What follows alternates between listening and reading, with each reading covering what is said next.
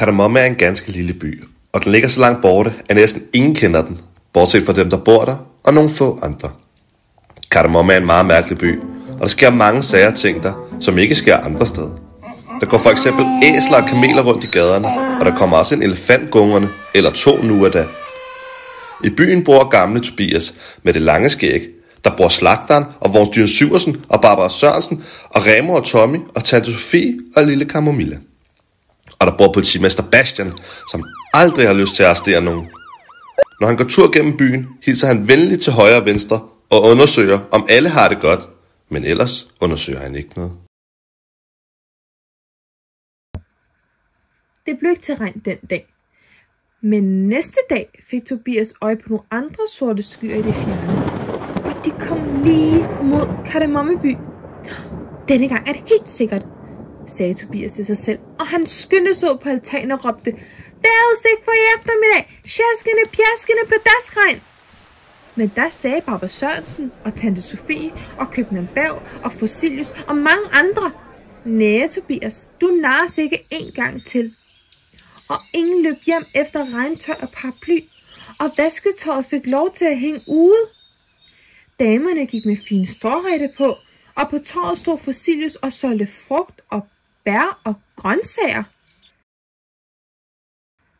Den eftermiddag pjaskede regn over gaderne i Kardemommeby, og alle, som var ude, blev gennemblødte.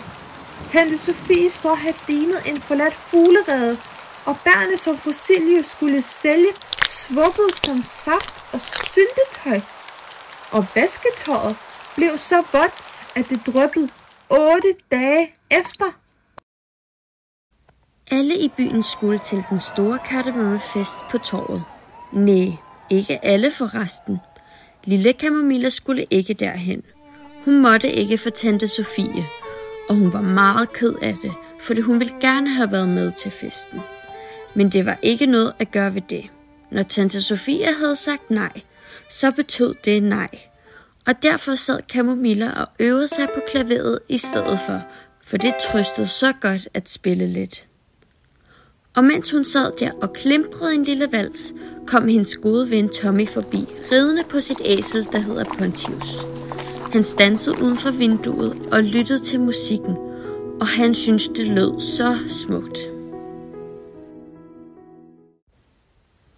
Kære venner, kan I redde min stakkels hund og min kære papegøje, som befinder sig oppe i tårnet? Vi skal gøre vores bedste, svarede Kasper. Og han begyndte straks at klatre op ad muren til tårnet.